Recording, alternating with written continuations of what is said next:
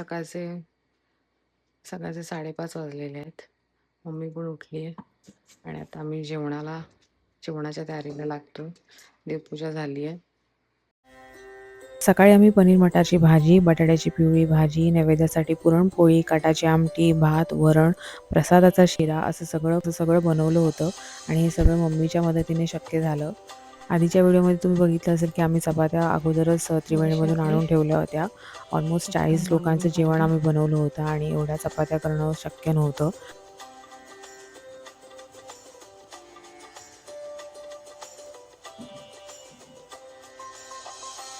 सगळं करता करता नेहमीप्रमाणे घाई झालीच. पहिलं मुलांना तयार केलं, मग मी तयार झाले आणि यावेळेस ऑनलाईन इंडियावरून भटजी न करता यूट्यूबवरून बघून पूजा केली.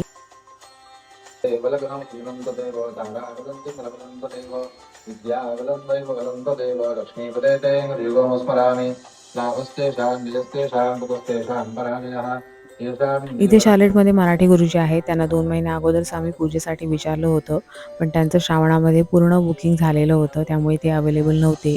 पूजा सकाळी सुरू होईपर्यंत आमचे जवळचे फ्रेंड साऊथ कॅरोलिनावरून आले होते आणि त्या दोघींनी पण ढोकळा, गुलाबजाम आणि बिर्याणी बनवून घेऊन आल्या होत्या. आमची सत्यनारायण पूजा ऑलमोस्ट 2.5 तास चालली होती आणि तोपर्यंत मित्रमंडळी पण आले होते.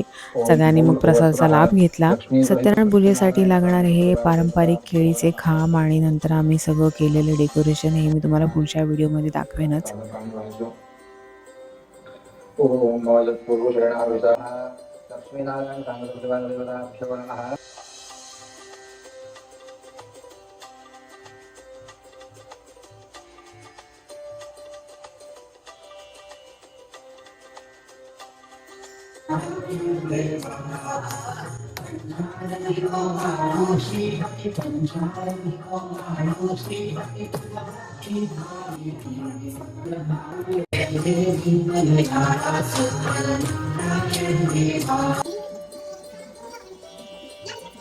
साऊथ कॅरोलिनावरून आल्या होत्या त्या दोघींनी माझी ओटी भरली आणि घरी ज्या सवासणी येणार होत्या त्यांच्यासाठी एक टिकलीचं पाकिट, एक केसात माळायचं एक आर्टिफिशियल गुलाब आणि थोडीशी फळं असं पॅक करून ठेवलं होतं आणि मग ते सगळ्यांना दिलं.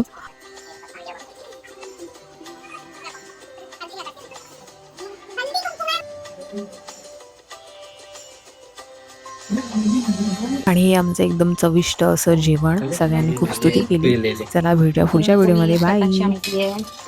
कोशिंबीर आहे, ढोकळा आहे, बिर्याणी आहे, मटर पनीर, चपाती, प्रसादाचा शिरा, बटाट्याची भाजी, गुलाबजाम.